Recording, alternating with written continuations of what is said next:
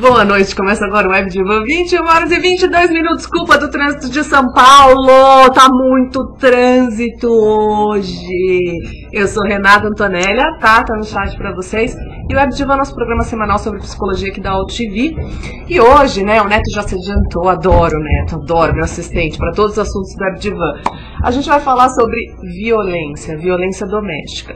E para isso eu tô com a psicóloga querida Miriam Alonso aqui do meu lado. É um prazer, Miriam, que bom você aqui na Divan. Eu que agradeço o convite. Que bom você aqui. O Neto já vem do tema, né, no site, ele já escreveu: violência gera violência. Os fracos julgam e condenam, porém os fortes perdoam e compreendem. Você concorda com essa frase? Os fracos julgam e condenam. Eu julgo e condeno e não me sinto fraca, não. Julgo e condeno mesmo. Porém os fortes perdoam e compreendem. Também não concordo com isso. Essa, obviamente, não é do Neto, é uma frase de alguém, né, Exatamente. Neto? Mas eu não concordo com isso. Eu acho que nunca tem que ter violência. Sou favorável ao diálogo, à compreensão, ao entendimento. Eu acho que a gente tem que esgotar o assunto até o final. Mas não tem necessidade de ter violência. Se a coisa não dá mais certo, seja de casal, seja de parceiro, namorado, pai com filho, alguma coisa que está acontecendo, acho que você precisa pedir uma orientação de alguém, de um profissional capacitado, alguma coisa assim, para te orientar, para te ajudar. Eu sou favorável desse tipo de coisa. Agora, Miriam, nem todo mundo foi criado igual, né? Então tem pessoas que vêm de uma família onde apanharam muito, sofreram violência, e talvez entendam isso como um processo de discussão, né? Entendam isso como uma discussão normal. Eu vejo que tem famílias que as pessoas gritam umas com as outras. Eu já acho isso uma violência, uma agressão. Você não precisa gritar com a outra pessoa, você pode sempre conversar com o outro, né? Não sei te dizer se eu vi uma briga com gritaria dentro da minha casa. É uma coisa muito estranha. Porém, eu tenho uma amiga que ela fala gritando. E sempre que ela vai contar ou falar alguma coisa, ela grita muito. Eu falo pra ela: mas por que você tá gritando? Ela fala assim: eu nem sei fazer diferente. Sempre que eu vou entrar numa conversa, numa discussão, sempre é um grito. Porque sempre tava um falando mais alto do que o outro na casa dela. Então, eu não acho que isso é uma justificativa pra ninguém bater ou agredir alguém.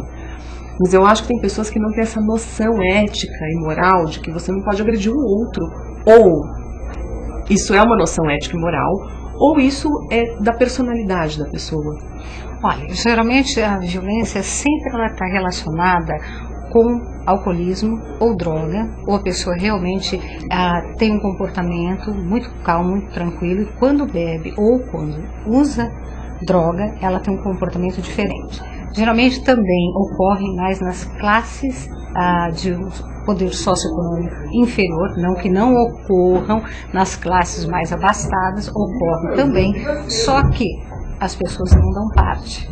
Elas têm vergonha, não querem se expor, não querem expor a família, então elas acabam ficando quietas. Mas geralmente na classe mais baixa, onde que a gente vê isso através dos nossos noticiários, pela televisão, pela mídia de modo geral, o que ocorre realmente são nas classes mais baixas. Mas são pessoas que têm uma cultura inferior, uma pessoa que ainda não teve conhecimento, não teve acesso a isso, então a forma com que ela aprendeu é exatamente o que você falou, é agredindo, é falando alto, é colocando muito de castigo, e na realidade não precisamos disso. Hoje você tem a violência contra a mulher, contra o homem, só que é raro a gente ver isso, né, porque o homem tem vergonha de se expor e não vai numa delegacia para falar que o próprio parceiro, que aí caracterismo homossexualismo, ou apanhou da mulher, que fica pior ainda porque ele tem vergonha, né? Então, imagina o homem expor dizendo que eu apanhei da mulher, onde o homem é o sexo mais forte, a mulher é o sexo mais frágil. Então ele não se expõe, ele não faz isso. Você tem a violência contra idosos, você tem o bullying indiretamente, que é a violência velada, né? Porque a violência não é só agressão física, ela não é específica, ela é realmente uma violência doméstica. Se você está agredindo o teu filho com palavras, colocando o teu filho para baixo o tempo inteiro, não ajudando ele em algumas situações, então isso que eu vejo como uma característica de violência doméstica. Tem um psiquiatra do HC que chama Vimer Botura. Ele tem até um livro que o título é Agressões Silenciosas. É sensacional, né? Ele fala muito disso, que assim, O comportamento agressivo, lógico, aqui a gente tende a falar do bater, que é quase que incompreensível para quem não atua dessa forma em relação ao outro. Mas ele fala de comportamentos que a gente tem, mesmo não batendo, que são tais como indiferença, críticas acentuadas, então você criticar demais o companheiro, assim, perseguição, criticar principalmente características, sei lá, teu parceiro é desorganizado, né? Então, em vez de achar um meio para ajustar a sua organização com a desorganização do outro, não, se torna um casal onde um briga com o outro por uma característica, né, que não é mutável por uma briga. Eu acho que isso também, muitas vezes a gente perde no diálogo, quando a gente acha que a gente pode mudar alguém via palavra ou via atitude. E não pode, né, Miriam? Não.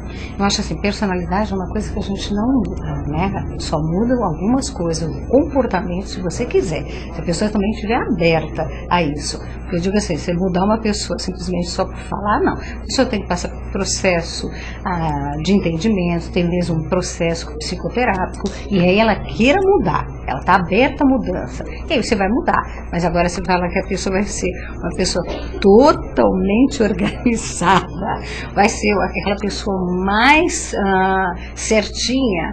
Não existe isso. Isso não acontece. Não, eu acho que a gente tem que saber trabalhar as diferenças. Mas como é que trabalha as diferenças hoje, sei lá, num casal, por exemplo, no exemplo que eu dei, onde um é extremamente organizado, outro é extremamente desorganizado? Olha, eu parto da ideia que os opostos não se atraem, eles se completam. Os opostos se completam. É o meu ponto de vista. Então eu digo assim, se você é extremamente organizada, a pessoa é extremamente desorganizada, o que você pode fazer? É aquela coisa assim, olha, eu posso te auxiliar, você está aberta a auxiliar a pessoa. Agora, se a pessoa se fechou, a pessoa não quer isso, não aceita, aí é uma coisa complicada. Então é uma coisa de vocês sentarem, conversar. Olha, vamos tentar fazer uma terapia de casal, se isso está afetando o relacionamento do casal. Ou, que tal você fazer uma terapia para você verificar o que está acontecendo com você? Eu vou procurar a minha também. E aí você saber que você tem que ser mais tolerante com o outro, mais pacienciosa.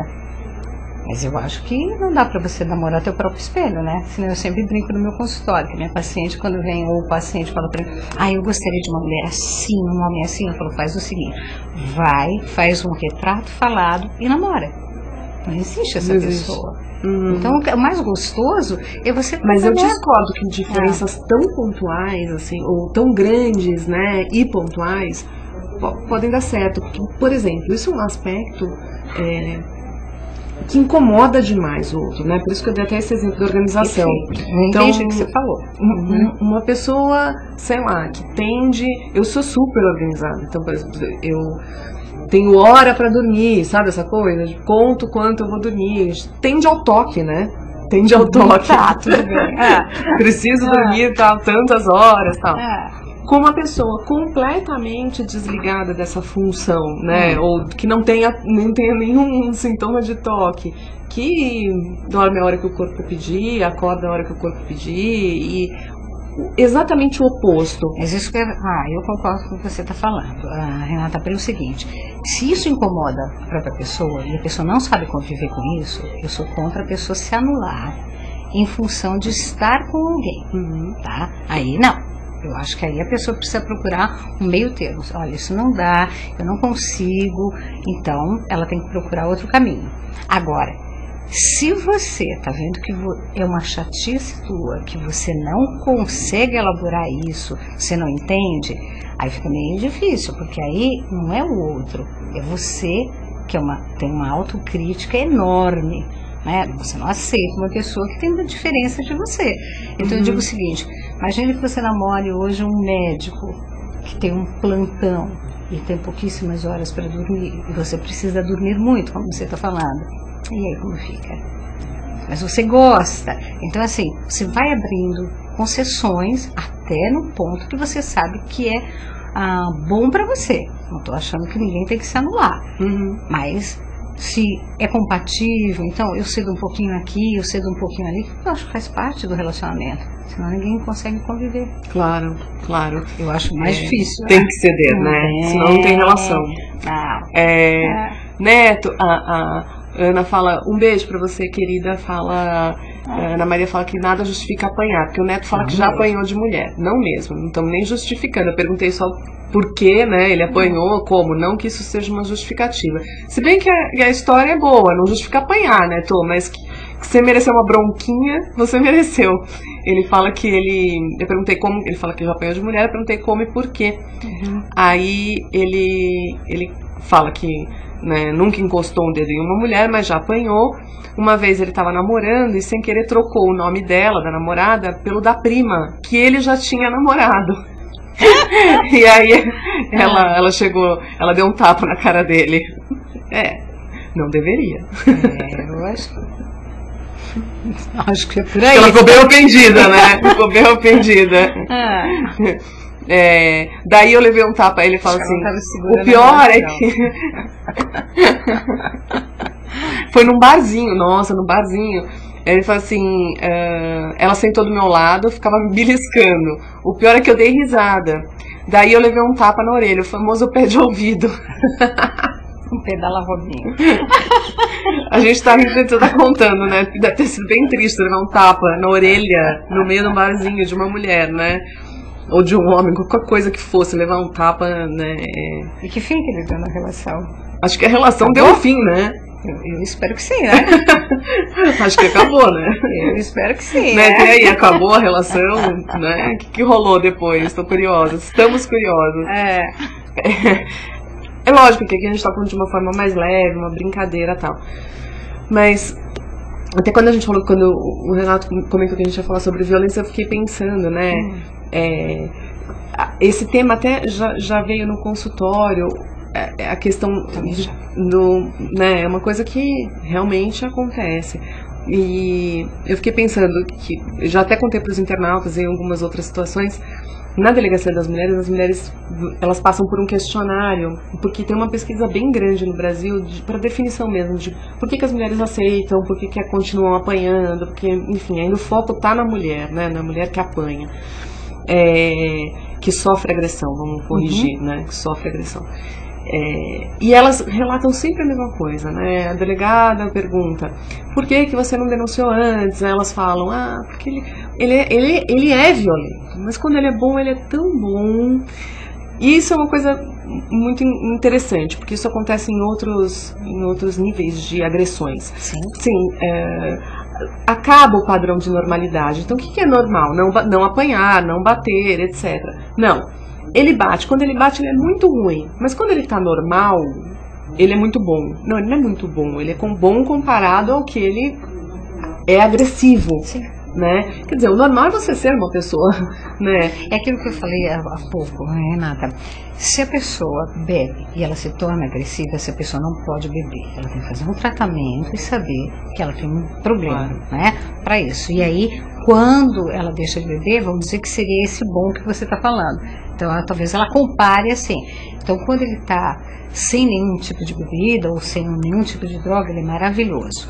Agora, geralmente, o que eu vejo no meu consultório, tem pouquíssimas, graças a Deus. Mas maravilhoso, você acredita que... eu ia te fazer essa pergunta. Você acredita que alguém pode ser maravilhoso num estado sóbrio? Não acredito nisso. Eu acho que simplesmente, quando você está apaixonada, você não consegue ver os defeitos da pessoa.